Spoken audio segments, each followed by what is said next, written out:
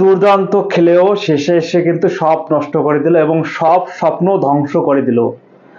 বাংলাদেশি ফ্যানদের মনের আশা একদম ভেঙে দিল এবং বিশেষ করে মোহাম্মদ নবী যে খেলাটা দেখালেন সেটাই কিন্তু বাংলাদেশি ফ্যানদের মনের অবস্থা খুবই খারাপ।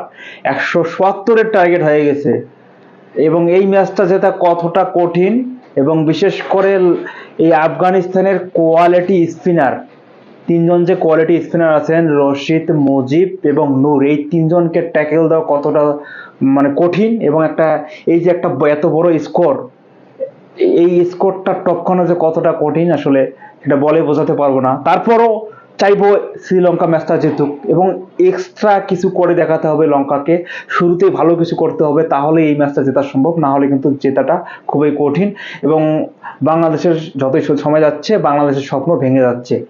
কারণ আফগানিস্তান কিন্তু এই ম্যাচটা মোটামুটি তাদের আয়ত্তে করে নিয়েছে, এখন এক্সট্রা কিছু করে না, লঙ্কার ব্যাটাররা যদি এক্সট্রা কিছু না করে এই ম্যাচ জেতা সম্ভব না। তো আপনারা আপনাদের মতামতটা জানাবেন আসলে এই ম্যাচটা জেতা সম্ভব কিনা। এবং বিশেষ করে এই যে লঙ্কান ক্যাপ্টেন আসালাঙ্কা যে কি বড় বোকামি করলেন, শেষ ওভারে স্পিন কেউ দেয়, এই যে বড় বোকামি, এই বোকামির খেসারত কিন্তু আজকে এই ম্যাচটা দিতে হলো, বিশেষ করে লঙ্কানরা তো দিল এবং বাংলাদেশি ফ্যানদেরকেও দিতে হলো। বাই দ্য ওয়ে, আমি চাইবো তারপরে ম্যাচটা লঙ্কানরা একটা ভালো স্টার্ট আনার পরে এই ম্যাচটা জিতুক, এটা আমরা আশা করতেছি। দেখা যাক ফাইনালি কি হয়। তো আপনারা আপনাদের মতামতটা জানাবেন এবং যেহেতু 170 রানের টার্গেট, তো শুরুতে ভালো কিছু করতে হবে, এটা আমরা আশা করতেই পারি, যেহেতু লঙ্কানরা আজকে 9 জন ব্যাটার নিয়ে খেলতেছে। তো লঙ্কানরা ভালো শুরু করুক এবং ম্যাচটা জিতুক, এই আশাবাদ ব্যক্ত করেছি। ধন্যবাদ সবাইকে।